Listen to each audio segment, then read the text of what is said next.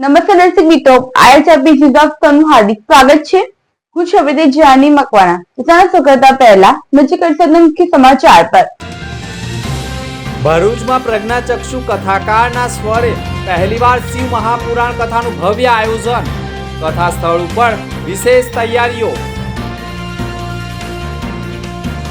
નબીપુરના માજ ગામે ગાંજાની ખેતી કરનારની 11.20 લાખના મુદ્દામાલ સાથે ધરપકડ।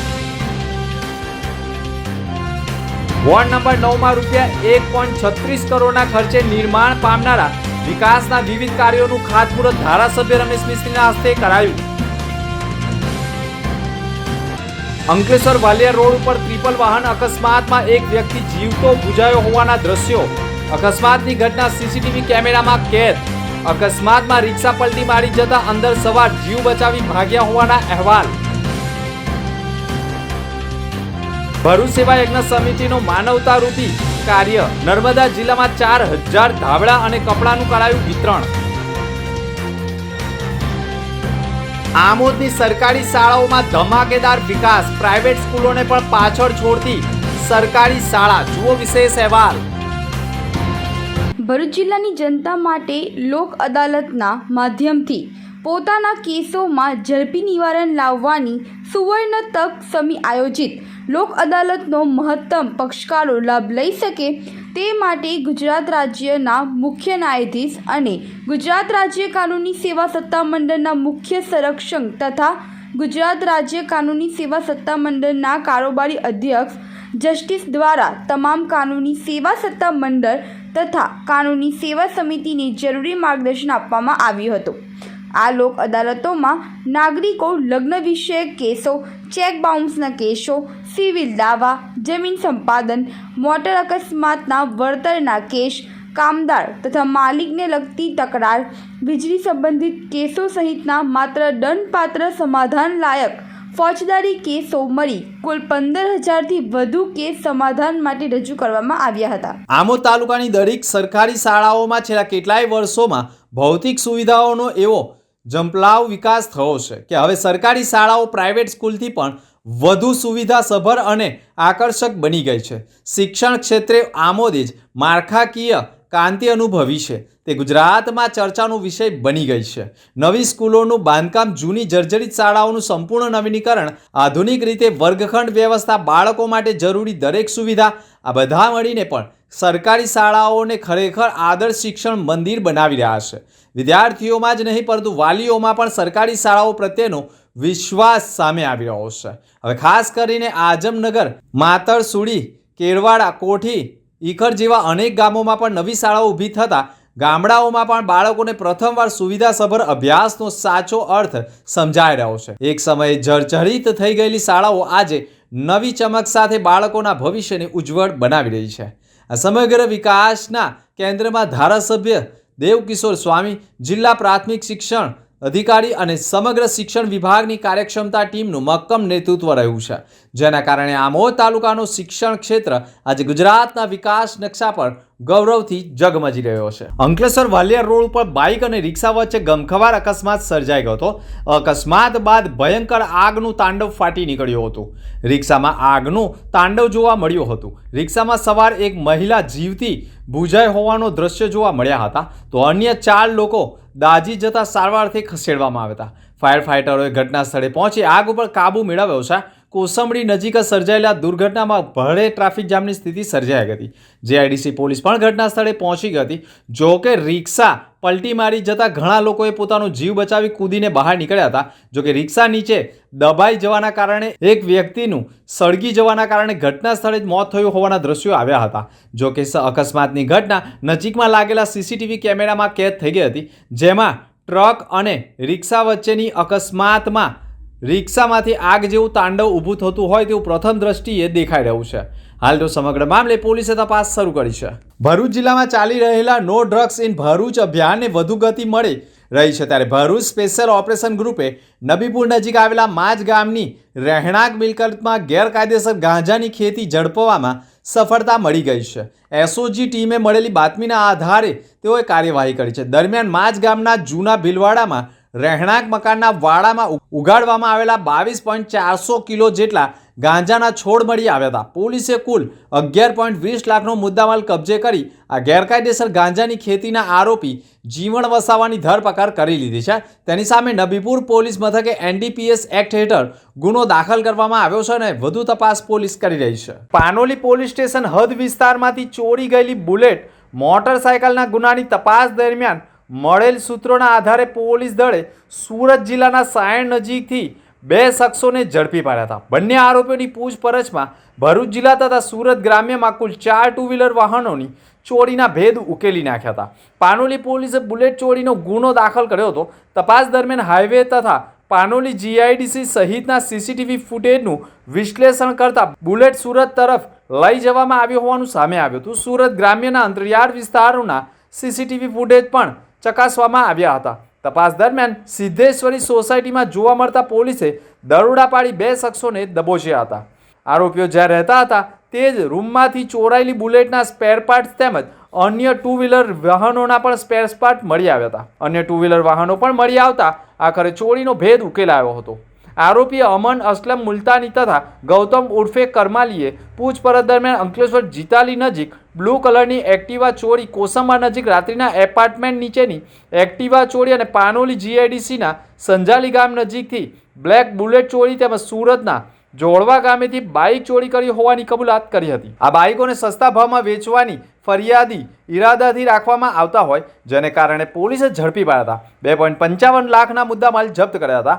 ચોરોએ ચોરીની કબૂલાત કરતા કહ્યું હતું કે લગ્ન પ્રસંગ, બેન્ડ પાર્ટીને નાચવા અથવા તો પ્રોગ્રામ પછી તરત જ ગાડીની ચોરી કરતા હોવાનો અંજામ આપતા હતા અને એવી ગાડીઓની ચોરી કરતા કે જે સરળતાથી લઈ જવામાં સરળ રહે, જેના કારણે આખરે પોલીસે મોટો ભેદ ઉકેલી નાખ્યો છે. ભરૂચ શહેરના મોહમ્મદપુરાથી ઢાલ સુધીના વ્યસ્ત માર્ગ પર લાંબા સમયથી સર્જાતી ટ્રાફિક જામની સમસ્યાને પગલે અંતે વહીવટી તંત્ર હરકતમાં આવ્યું છે. ડિવાઈડરના અભાવે આ વિસ્તારમાં વારંવાર ચક્કાજામની પરિસ્થિતિ ઊભી થતી હતી, જેના કારણે રોજિંદી મુસાફરી કરતા હજારો વાહન ચાલકો મુશ્કેલીઓનો સામનો કરી રહ્યા હતા. પરંતુ તંત્ર દ્વારા નવા પગલાં રૂપે સ્પિંગ પોસ્ટ મૂકવામાં આવતા વાહન વ્યવહાર સરળ બન્યો છે.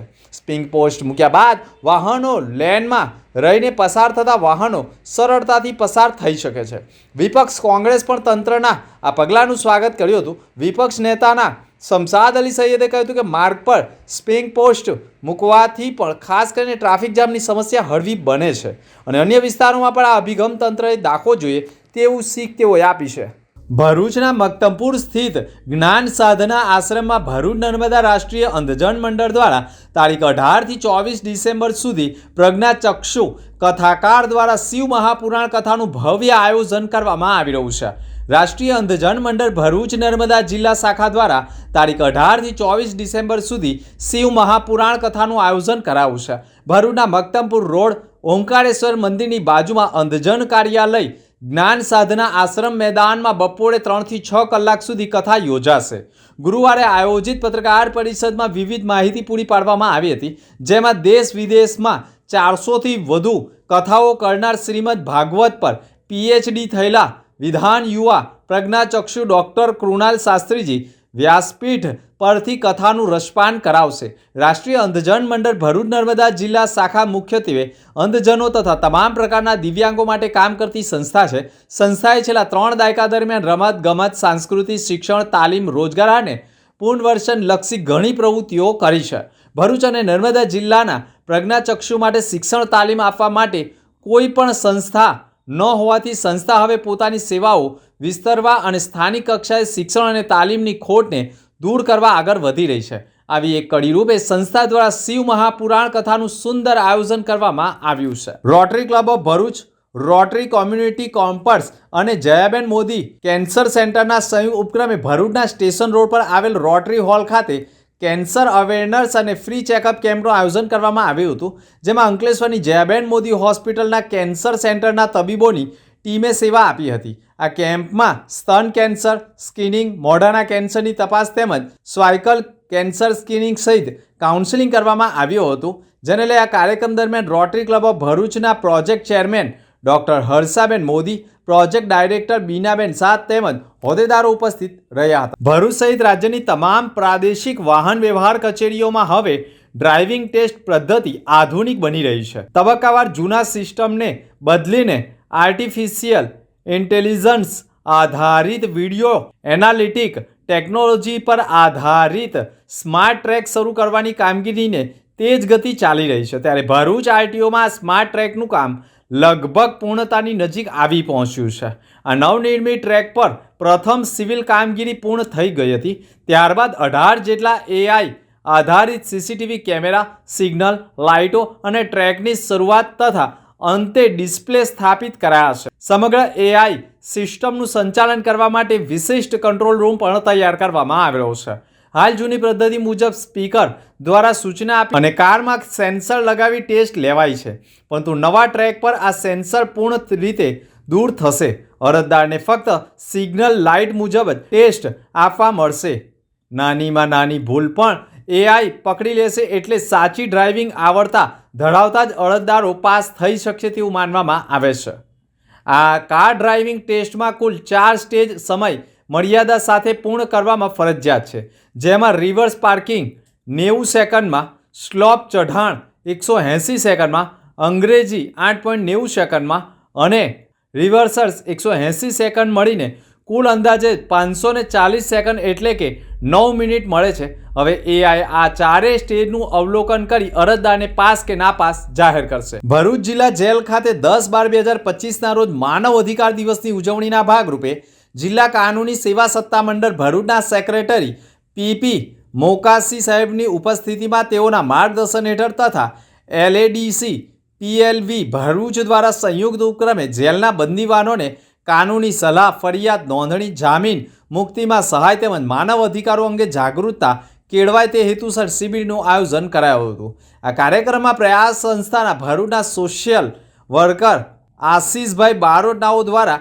આ પ્રસંગે જેલના બંદીવાનો માટે માનવ અધિકારો અંગે સમાનતા અને સન્માનપૂર્વક જીવન જીવવા તેમજ પોતાના હકો બાબતે બંદીવાનોમાં સમજ કેળવાય તેવા ઉદ્દેશથી સંદેશા રૂપે બંદીવાનો દ્વારા તૈયાર કરવામાં આવેલા નાટકો ભજવવામાં આવ્યા હતા, જે જેલમાં તમામ બંદીવાનોએ ઉત્સાહપૂર્વક નિહાળેલા. આ પ્રસંગે જેલ અધિક્ષક એનપી રાઠોડ દ્વારા પણ બંદીવાનોને આભાર વ્યક્ત કરાયો. ભરૂચમાં શિયાળાની શરૂઆત સાથે જ ભરૂચની સેવા યજ્ઞ સમિતિએ આ વર્ષે પણ માનવ સેવાનું કાર્ય આગળ વધારતા નર્મદા જિલ્લાના અંતરિયાળ અને આદિવાસી વિસ્તારોમાં ધાબળા તથા જરૂરિયાત લોકોને કપડાં, વાસણોનું વિતરણ કર્યું હતું. સમિતિ દ્વારા કુલ 4000 નંગ ધાબળા અને 1.0 ટન જેટલા જૂના કપડાં તથા વાસણો જરૂરિયાતમંદ પરિવારોને પહોંચાડ્યા છે. સંસ્થા દર વર્ષે ભરૂચથી દૂર આવેલા ગામોમાં સેવા કાર્ય કર્યા બાદ શિયાળામાં ધાબળા વિતરણ કાર્યક્રમ યોજે છે. આ વર્ષે ગુજરાત મહારાષ્ટ્ર બોર્ડર પર આવેલા સીસા, મોહબી, માલ, પાનખલા, સગાઈ, સામોટ અને કોકટી ગામોમાં પણ ધાબળા પહોંચાડવામાં આવ્યા હતા. સાથે ડેડિયાપાડા નજીકની આશ્રમ શાળાના બાળકો અને નર્મદા પરિક્રમવાસીઓને પણ ધાબળા અપાયા છે. ભરૂચવાસીઓ પાસેથી 1 ટન જેટલા જૂના કપડાં અને વાસણો એકત્ર કરી સંસ્થાએ અંતરિયાળ વિસ્તારોમાં વહેંચ્યા છે, જેનાથી અનેક પરિવારોને સીધી મદદ મળી રહી છે. આ સમગ્ર સેવા યજ્ઞના કાર્યક્રમમાં હેમંતભાઈ, ઉત્સવ પટેલ, ભાવિનીબેન ભટ્ટ, એકતાબેન પટેલ, હેતલબેન પારીખ સહિત મોટી સંખ્યામાં સભ્યો જોડાયા હતા. ભરૂચમાં હાલ વિકાસના કામોનો ધમધમાટ જોવા મળી રહ્યો છે. નગર સેવા સદનના વોર્ડ નંબર 9માં આવેલા ગોકુળનગર તાળિયા વિસ્તારમાં ₹66 લાખના ખર્ચે નિર્માણ પામનારા વરસાદી પાણીના નિકાલની આરસીસી ગટરના કામનું ખાતમુહૂર્ત કરવામાં આવ્યું હતું. આ ઉપરાંત વોર્ડ નંબર 9માં વિકાસના અન્ય ₹1.36 કરોડના કાર્યોનું ખાતમુહૂર્ત કરાયું હતું. આ પ્રસંગે ભરૂચના ધારાસભ્ય રમેશ મિસ્ત્રી, ભરૂચ નગર સેવા સદનના પ્રમુખ વિભૂતિભાઈ યાદવ, કારોબારી અધ્યક્ષ હેમેન્દ્ર પ્રજાપતિ, નગરસેવક દીપક મિસ્ત્રી, સતીશ મિસ્ત્રી સહિત સ્થાનિકો ઉપસ્થિત રહ્યા હતા. ગોકુળનગર તાળિયા વિસ્તારમાં વર્ષોથી વરસાદી પાણીના નિકાલની સમસ્યા હતી, જેના કારણે સ્થાનિકો પારાવાર મુશ્કેલીઓનો સામનો કર્યા હતા. નગર સેવા સદન દ્વારા હવે વરસાદી પાણીના નિકાલની ગટર બનાવવામાં આવશે, જેનાથી સ્થાનિકોને રાહત મળી રહેનાર છે. શિક્ષણના ક્ષેત્રે પોતાના સમૃદ્ધ વારસાને આગળ વધારતા પોદાર ઇન્ટરનેશનલ સ્કૂલે આજે ગુજરાતમાં તેની 22મી શાળાનું ઉદ્ઘાટન કર્યું છે. ભરૂચની શ્રવણ ચોકડી ગેલ ટાઉનશીપની પાછળ તુલસી ગ્લોરિયન્સની નજીકમાં શાળાનું નવીનતમ સંકુલ આકાર લઈ રહ્યું છે. આ શાળાના વિદ્યાર્થીઓ માટે મજબૂત શૈક્ષણિક પાયો સ્થાપિત કરવા માટેનો સમર્પિત છે. પાઠ્યક્રમમાં ટેકનોલોજીને નિરંતર સમાવીને અને નવીનતા આધારિત વિચારસરણીને પ્રોત્સાહન આપીને આ સંસ્થામાં લીડર તૈયાર કરવા માટે કટિબદ્ધ છે. ત્યારે પોદાર ઇન્ટરનેશનલ સ્કૂલની ભરૂચ અથવા અંકલેશ્વરમાં કોઈ પણ અન્ય શાખા નથી. પ્રારંભિક તબક્કામાં શાળા પ્રી પ્રાઇમરી અને ધોરણ 5 સુધીની પ્રાથમિક કક્ષાઓ માટે પ્રવેશ આપી રહી છે અને દર વર્ષે એક ધોરણ ઉમેરીને વિસ્તરણ કરવાની યોજના છે. તેના નવીન પાઠ્યક્રમ અને શિક્ષણ પ્રત્યેના સ્વાંગીય અભિગમ સાથે પોદાર ઇન્ટરનેશનલ સ્કૂલનો હેતુ ટેકનોલોજીને નવીનતા આધારિત વિચારસરણી સાથે જોડીને આવી પેઢીને લીડર્સનું સર્જન કરાવવાનો છે. નર્મદા જિલ્લાના ધારાસભ્ય ડોક્ટર દર્શના દેશમુખ અને ભરૂચના સાંસદ મનસુખ વસાવા વચ્ચે ચાલી રહેલો વિવાદ હવે ખુલ્લી રાજકીય ટકાવારીની સ્થિતિએ પહોંચી ગયો છે.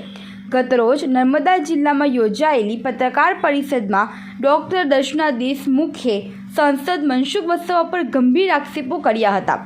ડોક્ટર દર્શના દેશમુખે જણાવ્યું હતું કે તારીખ 7 ડિસેમ્બર સાંસદ મનસુખ વસાવાએ યોજેલી પ્રેસ કોન્ફરન્સમાં નર્મદા જિલ્લાના રાજકીય નેતાઓ અને વહીવટી તંત્રમાં મોટા પાયે ભ્રષ્ટાચાર થતો હોવાનો આક્ષેપ કર્યો હતો, પરંતુ કોઈ પણ ભ્રષ્ટ નેતાનું નામ જાહેર કરવામાં આવ્યું ન હતું.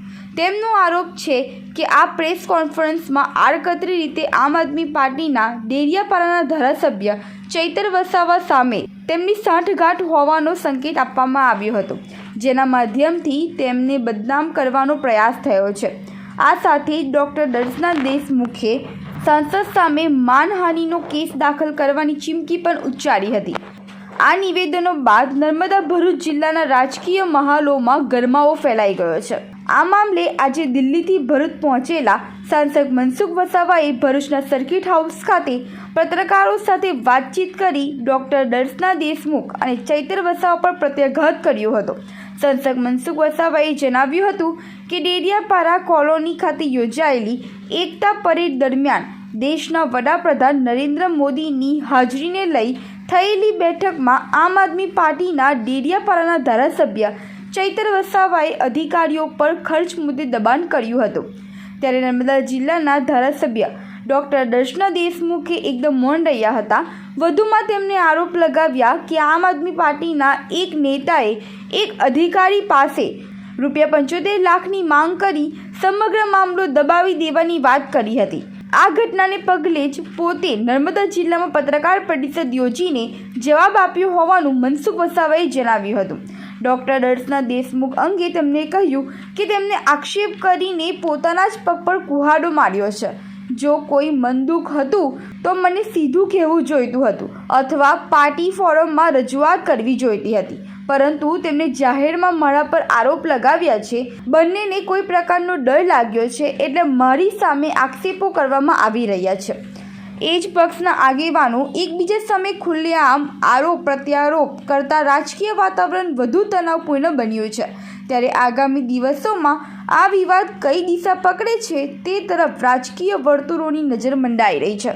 અંતમુખ્ય સમાચાર પર ફરી એક નજર. ભરૂચમાં પ્રજ્ઞાચક્ષુ કથાકારના સ્વરે પહેલીવાર શિવ મહાપુરાણ કથાનું ભવ્ય આયોજન. કથા સ્થળ ઉપર વિશેષ તૈયારીઓ. નબીપુરના માજ ગામે ગાંજાની ખેતી કરનારની 11.20 લાખના મુદ્દામાલ સાથે ધરપકડ.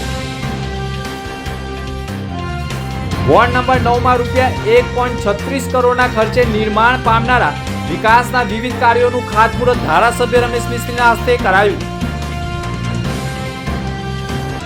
અંકલેશ્વર વાલિયા રોડ ઉપર ટ્રિપલ વાહન અકસ્માતમાં એક વ્યક્તિ જીવતો બુજાયો હોવાના દ્રશ્યો. અકસ્માતની ઘટના સીસીટીવી કેમેરામાં કેદ. અકસ્માતમાં રિક્ષા પલટી મારી જતા અંદર સવાર જીવ બચાવી ભાગ્યા હોવાના અહેવાલ.